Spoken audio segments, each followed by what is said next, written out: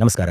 8ನೇ ತರಗತಿಯ ಸಮಾಜ ವಿಜ್ಞಾನ ವಿಷಯಕ್ಕೆ ಸಂಬಂಧಪಟ್ಟ ಜಗತ್ತಿನ ಕೆಲವು ಪ್ರಮುಖ ನಾಗರಿಕತೆಗಳು ಎನ್ನುವ ಪಾಠದ ಮೇಲೆ ಕರ್ನಾಟಕ ರಾಜ್ಯದ ಶಿಕ್ಷಕರ ಅರ್ಹತಾ ಪರೀಕ್ಷೆಗೆ ಸಂಬಂಧಪಟ್ಟ 20 ವಿಶೇಷ ಪ್ರಶ್ನೆಗಳನ್ನು ಈ ವಿಡಿಯೋದಲ್ಲಿ ಚರ್ಚಿಸೋಣ. ಪ್ರಶ್ನೆ 1. ಮೆಸೊಪೊಟೇಮಿಯಾ ನಾಗರಿಕತೆಯು ಪ್ರಮುಖವಾಗಿ ಯಾವ ನದಿ ಕಣಿವೆಗಳಲ್ಲಿ ಅಭಿವೃದ್ಧಿ ಹೊಂದಿತು? ಆಪ್ಷನ್ ಎ ನೈಲ್ ನದಿ ಮತ್ತು ಕೆಂಪು ನದಿ, ಆಪ್ಷನ್ ಬಿ ಯೆಲ್ಲೋ ರಿವರ್ ಮತ್ತು ಯಾಂಗ್ಸ್ಟೇ, ಆಪ್ಷನ್ ಸಿ ಸಿಂಧು ಮತ್ತು ಗಂಗಾ ನದಿಗಳು, ಆಪ್ಷನ್ ಡಿ ಎಫ್ರೆಟಿಸ್ ಮತ್ತು ಟೈಗ್ರಿಸ್ ನದಿಗಳು. ಸರಿಯಾದ ಉತ್ತರ ಆಪ್ಷನ್ ಡಿ ಯುಫ್ರೆಟಿಸ್ ಮತ್ತು ಟೈಗ್ರಿಸ್ ನದಿಗಳು. ಮೆಸೊಪೊಟೇಮಿಯಾವು ಪ್ರಸ್ತುತ ಇರಾಕ್ನ ಪ್ರದೇಶವಾಗಿದ್ದು, ಯೂಫ್ರಟಿಸ್ ಮತ್ತು ಟೈಗ್ರಿಸ್ ನದಿಗಳ ನಡುವಿನ ಫಲವತ್ತಾದ ಭೂಮಿಯಲ್ಲಿ ಸುಮೇರಿಯನ್ ಮತ್ತು ಬ್ಯಾಬಿಲೋನಿಯನ್ ನಾಗರಿಕತೆಗಳು ಬೆಳೆದವು. ಪ್ರಶ್ನೆ 2. ಈಜಿಪ್ಟ್ನವರು ಬಳಸುತ್ತಿದ್ದ ಚಿತ್ರಗಳನ್ನು ಆಧರಿಸಿದ ಮತ್ತು ಗೋಡೆಗಳ ಮೇಲೆ ಕೆತ್ತಲಾದ ಲಿಪಿ ಯಾವುದು? Option A cuneiform, option B Brahmi ಲಿಪಿ, ಆಪ್ಷನ್ ಸಿ ಹೈರೋಗ್ಲಿಪಿಕ್ಸ್ ಚಿತ್ರಲಿಪಿ, ಆಪ್ಷನ್ ಡಿ ಸಿಂಧು ಲಿಪಿ. ಸರಿಯಾದ ಉತ್ತರ ಆಪ್ಷನ್ ಸಿ ಹೈರೋಗ್ಲಿಪಿಕ್ಸ್ ಚಿತ್ರಲಿಪಿ. ಹೈರೋಗ್ಲಿಪಿಕ್ಸ್ ಎಂಬುದು ಪ್ರಾಚೀನ ಈಜಿಪ್ತಿಯನ್ನರು ಬಳಸುತ್ತಿದ್ದ ಚಿತ್ರಾತ್ಮಕ ಲಿಪಿಯಾಗಿದ್ದು, ಇದನ್ನು ಮುಖ್ಯವಾಗಿ ದೇವಾಲಯಗಳು ಮತ್ತು ಸಮಾಧಿಗಳ ಒಳಗೆ ಕೆತ್ತಲಾಗಿದೆ. ಪ್ರಶ್ನೆ 3. ಮೆಸೊಪೊಟೇಮಿಯಾದ ದೊರೆ ಹಮ್ಮುರಾಬಿಯು ರಚಿಸಿದ ಪ್ರಸಿದ್ಧ ಕಾನೂನು ಸಂಹಿತೆಯ ಮೂಲ ತತ್ವ ಯಾವುದು? ಆಪ್ಷನ್ ಎ ಎಲ್ಲರಿಗೂ ಸಮಾನತೆ, ಆಪ್ಷನ್ ಬಿ ಕ್ಷಮೆಯೇ ದೊಡ್ಡದು, ಆಪ್ಷನ್ ಸಿ ಕಣ್ಣಿಗೆ ಕಣ್ಣು ಹಲ್ಲಿಗೆ ಹಲ್ಲು ಲೆಕ್ಸ್ ಟೆಲಿಯೋನಿಸ್, ಆಪ್ಷನ್ ಡಿ ಯಾವುದೇ ಶಿಕ್ಷೆ ಇಲ್ಲ. ಇದಕ್ಕೆ ಸರಿಯಾದ ಉತ್ತರ ಆಪ್ಷನ್ ಸಿ ಕಣ್ಣಿಗೆ ಕಣ್ಣು ಹಲ್ಲಿಗೆ ಹಲ್ಲು ಲೆಕ್ಸ್ ಟೆಲಿಯೋನಿಸ್. ಹಮ್ಮುರಾಬಿಯ ಸಂಹಿತೆಯು ಕಾನೂನಿನ ಮುಂದೆ ಪ್ರತಿಯೊಬ್ಬರೂ ಸಮಾನರಲ್ಲದಿದ್ದರೂ ಶಿಕ್ಷೆಯು ಅಪರಾಧಕ್ಕೆ ಅನುಗುಣವಾಗಿರಬೇಕು ಎಂಬ ಪ್ರತಿಕಾರದ ಕಾನೂನಿನ ತತ್ವದ ಮೇಲೆ ಆಧಾರಿತವಾಗಿತ್ತು. ಪ್ರಶ್ನೆ 4. ಈಜಿಪ್ಟ್ನವರು ಆರಾಧಿಸುತ್ತಿದ್ದ ಪ್ರಮುಖ ಸೂರ್ಯದೇವರು ಯಾರು? Option A Osiris, option B Isis, option C Anubis, option D Ra. ಇದರ ಸರಿಯಾದ ಉತ್ತರ ಆಪ್ಷನ್ ಡಿ ರಾ. ರಾ ಈಜಿಪ್ತಿನವರ ಪ್ರಮುಖ ಮತ್ತು ಶ್ರೇಷ್ಠ ದೇವನಾಗಿದ್ದನು. ಇವನು ಸೂರ್ಯ ದೇವತೆಯನ್ನು ಪ್ರತಿನಿಧಿಸುತ್ತಾನೆ. ಫೆರೋಗಳನ್ನು ರಾನ ಪುತ್ರರೆಂದು ಪರಿಗಣಿಸಲಾಗುತ್ತಿತ್ತು. ಪ್ರಶ್ನೆ 5. ಯಾವ ನಾಗರಿಕತೆಯಲ್ಲಿ ಮಹಡಿಗಳಿರುವ ಬೃಹತ್ ದೇವಾಲಯಗಳಾದ ಜಿಗುರತ್ಗಳನ್ನು ನಿರ್ಮಿಸಲಾಗುತ್ತಿತ್ತು? ಆಪ್ಷನ್ ಎ ಈಜಿಪ್ಟ್ ನಾಗರಿಕತೆ, ಆಪ್ಷನ್ ಬಿ ಚೀನಾ ನಾಗರಿಕತೆ, ಆಪ್ಷನ್ ಸಿ ಮೆಸೊಪೊಟೇಮಿಯಾ ನಾಗರಿಕತೆ, ಆಪ್ಷನ್ ಡಿ ಗ್ರೀಕ್ ನಾಗರಿಕತೆ. ಸರಿಯಾದ ಉತ್ತರ ಆಪ್ಷನ್ ಸಿ ಮೆಸೊಪೊಟೇಮಿಯಾ ನಾಗರಿಕತೆ. ಜಿಗ್ಗುರತ್ಗಳು ಮೆಸೊಪೊಟೇಮಿಯಾದ ಸುಮೇರಿಯನ್ ಮತ್ತು ಬ್ಯಾಬಿಲೋನಿಯನ್ ನಗರಗಳಲ್ಲಿ ಕಂಡುಬರುವ ದೇವಾಲಯಗಳಾಗಿವೆ. ಇವುಗಳನ್ನು ದೇವರುಗಳು ವಾಸಿಸಲು ಭೂಮಿಗೆ ಹತ್ತಿರವಾಗುವಂತೆ ಎತ್ತರವಾಗಿ ನಿರ್ಮಿಸಲಾಗುತ್ತಿತ್ತು. ಪ್ರಶ್ನೆ 6.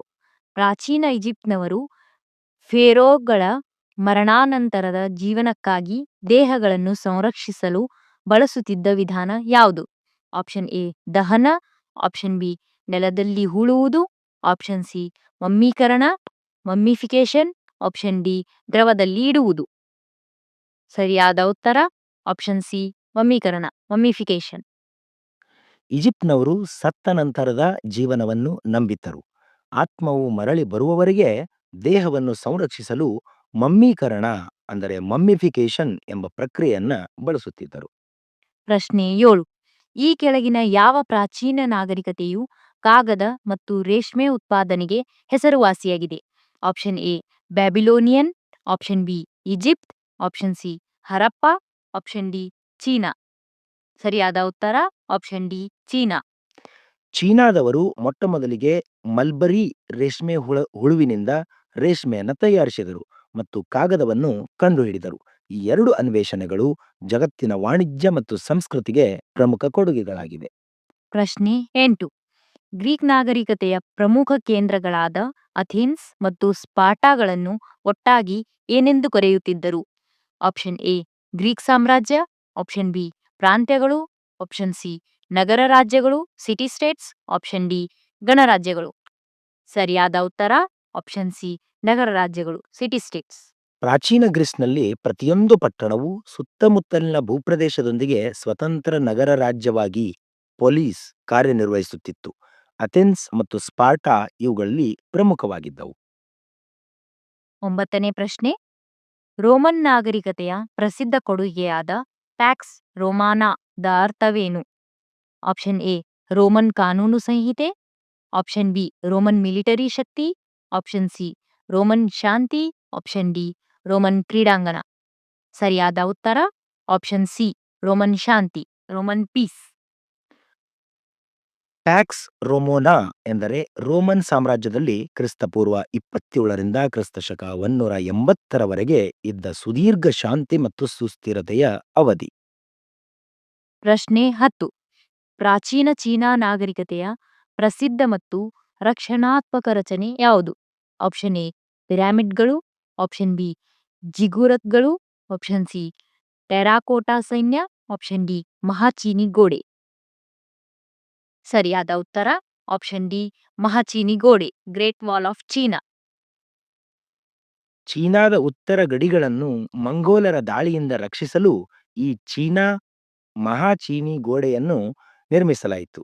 ಇದು ವಿಶ್ವದ 7 ಅದ್ಭುತಗಳಲ್ಲಿ ಒಂದಾಗಿದೆ. ಪ್ರಶ್ನೆ 11. ಪ್ರಜಾಪ್ರಭುತ್ವದ ಡೆಮೊಕ್ರಸಿ ಪರಿಕಲ್ಪನೆಯು ಮೊದಲ ಬಾರಿಗೆ ಎಲ್ಲಿ ಹುಟ್ಟಿಕೊಂಡಿತು? Option A Rome, option B Egypt, option C Mesopotamia, option D Athens Greece. ಸರಿಯಾದ ಉತ್ತರ option D Athens Greece. Athens ಅಥವಾ ಗ್ರೀಸ್ನಲ್ಲಿ ನೇರ ಪ್ರಜಾಪ್ರಭುತ್ವದ ಪರಿಕಲ್ಪನೆಯು ಮೊದಲ ಬಾರಿಗೆ ಹುಟ್ಟಿಕೊಂಡಿತು. ಅಲ್ಲಿ ಪ್ರಜೆಗಳು ನೇರವಾಗಿ ಕಾನೂನುಗಳನ್ನು ರೂಪಿಸುವಲ್ಲಿ ಭಾಗವಹಿಸುತ್ತಿದ್ದರು.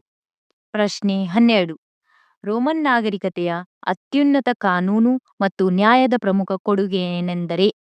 ಆಪ್ಷನ್ ಎ ಹಮ್ಮುರಾಬಿಯ ಸಂಹಿತೆ, ಆಪ್ಷನ್ ಬಿ ಡ್ರಕೋನಿಯನ್ ಕಾನೂನು, ಆಪ್ಷನ್ ಸಿ 12 ಕೋಷ್ಟಕಗಳ ಕಾನೂನು, ಆಪ್ಷನ್ ಡಿ ನೆಪೋಲಿಯನ್ ಸಂಹಿತೆ. ಸರಿಯಾದ ಉತ್ತರ ಆಪ್ಷನ್ ಸಿ 12 ಕೋಷ್ಟಕಗಳ ಕಾನೂನು, law of the 12 tables. Roman ನಾಗರಿಕತೆಯು ರಚಿಸಿದ 12 ಕೋಷ್ಟಕಗಳ ಕಾನೂನು ಲಾ ಆಫ್ ದ 12 ಟೇಬಲ್ಸ್ ಸಾಮಾನ್ಯ ನಾಗರಿಕರಿಗೆ ಲಿಖಿತ ಕಾನೂನನ್ನು ಒದಗಿಸಿತು ಮತ್ತು ಪಾಶ್ಚಿಮಾತ್ಯ ಕಾನೂನು ವ್ಯವಸ್ಥೆಗಳಿಗೆ ಅಡಿಪಾಯ ಹಾಕಿತು. ಪ್ರಶ್ನೆ 13. ಈಜಿಪ್ತಿನವರು ಸಮಯವನ್ನು ಅಳೆಯಲು ಮಾಡಿದ ಪ್ರಮುಖ ವೈಜ್ಞಾನಿಕ ಕೊಡುಗೆ ಯಾವುದು? ಆಪ್ಷನ್ ಎ ಕ್ಯೂನಿಫಾರ್ಮ್ ಅಕ್ಷರಗಳು, ಆಪ್ಷನ್ ಬಿ ಜಿಗುರತ್ಗಳ ರಚನೆ, ಆಪ್ಷನ್ ಸಿ ಚಕ್ರದ ಬಳಕೆ, ಆಪ್ಷನ್ ಡಿ 365 ದಿನಗಳ ಕ್ಯಾಲೆಂಡರ್ ರಚನೆ. ಸರಿಯಾದ ಉತ್ತರ ಆಪ್ಷನ್ ಡಿ 365 ದಿನಗಳ ಕ್ಯಾಲೆಂಡರ್ ರಚನೆ. ನೈಲ್ ನದಿಯ ಪ್ರವಾಹವನ್ನು ಅಳೆಯಲು ಮತ್ತು ಕೃಷಿ ಚಟುವಟಿಕೆಗಳನ್ನು ಯೋಜಿಸಲು ಈಜಿಪ್ತಿನವರು 365 ದಿನಗಳ ಸೌರ ಕ್ಯಾಲೆಂಡರ್ ಅನ್ನು ರಚಿಸಿದರು. ಇದನ್ನು ಆಧುನಿಕ ಕ್ಯಾಲೆಂಡರ್ಗೆ ಅಡಿಪಾಯವೆಂದು ಪರಿಗಣಿಸಲಾಗಿದೆ. ಪ್ರಶ್ನೆ 14. ಬ್ಯಾಬಿಲೋನಿಯಾದಲ್ಲಿ ಪ್ರಸಿದ್ಧ ತೂಗು ತೋಟಗಳು ಹ್ಯಾಂಗಿಂಗ್ ಗಾರ್ಡನ್ಸ್ ನಿರ್ಮಿಸಿದನೆಂದು ಹೇಳಲಾದ ದೊರೆ ಯಾವುದು? Option A Hammurabi, option B Sargon, option D Nebuchadnezzar second, option D Ashurbanipal. ಸರಿಯಾದ ಉತ್ತರ ಆಪ್ಷನ್ ಸಿ ನೆಬೂಕಡ್ನೆಜರ್ ಸೆಕೆಂಡ್. ಹೊಸ ಬ್ಯಾಬಿಲೋನಿಯನ್ ಸಾಮ್ರಾಜ್ಯದ ದೊರೆ ನೆಬೂಕಡ್ನೆಜರ್ ಸೆಕೆಂಡ್ ತನ್ನ ಪತ್ನಿಗಾಗಿ ಬ್ಯಾಬಿಲೋನಿನ ತೂಗು ಉದ್ಯಾನವನವನ್ನು ನಿರ್ಮಿಸಿದನೆಂದು ಹೇಳಲಾಗುತ್ತದೆ. ಇದು ವಿಶ್ವದ 7 ಅದ್ಭುತಗಳಲ್ಲಿ ಒಂದಾಗಿತ್ತು. ಪ್ರಶ್ನೆ 15. ಗ್ರೀಕ್ ನಾಗರಿಕತೆಯ ಯಾವ ವ್ಯಕ್ತಿಯು ಇತಿಹಾಸದ ಪಿತಾಮಹ, ಫಾದರ್ ಆಫ್ ಹಿಸ್ಟ್ರಿ ಎಂದು ಪ್ರಸಿದ್ಧರಾಗಿದ್ದಾರೆ? Option A Plato, option B Aristotle, option C Socrates, option D Herodotus. ಸರಿಯಾದ ಉತ್ತರ option D Herodotus. Greek Persian ಯುದ್ಧಗಳ ಬಗ್ಗೆ ವರದಿ ಮಾಡಿದ ಹೆರೋಡೋಟಸರನ್ನು ಇತಿಹಾಸದ ದಾಖಲೆಗಳನ್ನು ವ್ಯವಸ್ಥಿತವಾಗಿ ಸಂಗ್ರಹಿಸಿದ್ದಕ್ಕಾಗಿ ಇತಿಹಾಸದ ಪಿತಾಮಹ ಅಂದರೆ ಫಾದರ್ ಆಫ್ ಹಿಸ್ಟ್ರಿ ಎಂದು ಕರೆಯಲಾಗುತ್ತದೆ. ಪ್ರಶ್ನೆ 16. ರೋಮನ್ ಸಾಮ್ರಾಜ್ಯದ ಅಧಿಕೃತ ಭಾಷೆ ಯಾವುದು? Option A Greek, option B Latin, option C Arabic, option D English. ಸರಿಯಾದ ಉತ್ತರ ಆಪ್ಷನ್ ಬಿ ಲ್ಯಾಟಿನ್. ರೋಮನ್ ಸಾಮ್ರಾಜ್ಯದ ಅಧಿಕೃತ ಭಾಷೆ ಲ್ಯಾಟಿನ್ ಆಗಿತ್ತು. ಇದು ಇಂದು ರೋಮನ್ ಭಾಷೆಗಳಾದ ಇಟಾಲಿಯನ್, ಸ್ಪ್ಯಾನಿಷ್ ಮತ್ತು ಫ್ರೆಂಚ್ಗೆ ಮೂಲವಾಗಿದೆ. ಪ್ರಶ್ನೆ 17. ಪ್ರಾಚೀನ ಮೆಸೊಪೊಟೇಮಿಯಾದ ಪ್ರಮುಖ ನಗರ ರಾಜ್ಯ ಯಾವುದು? Option A Athens, option B Thebes, option C Rome, option D Ur. ಸರಿಯಾದ ಉತ್ತರ ಆಪ್ಷನ್ ಡಿ ಊರ್. ಊರ್ ಎಂಬುದು ಸುಮೇರಿಯನ್ ಮೆಸೊಪೊಟೇಮಿಯಾದ ಪ್ರಮುಖ ನಗರ ರಾಜ್ಯಗಳಲ್ಲಿ ಒಂದಾಗಿತ್ತು ಮತ್ತು ಟೈಗ್ರೀಸ್ ಯೂಫ್ರೆಟಿಸ್ ನದಿಗಳ ನಡುವಿನ ಆರಂಭಿಕ ವ್ಯಾಪಾರ ಕೇಂದ್ರವಾಗಿತ್ತು. ಪ್ರಶ್ನೆ 18.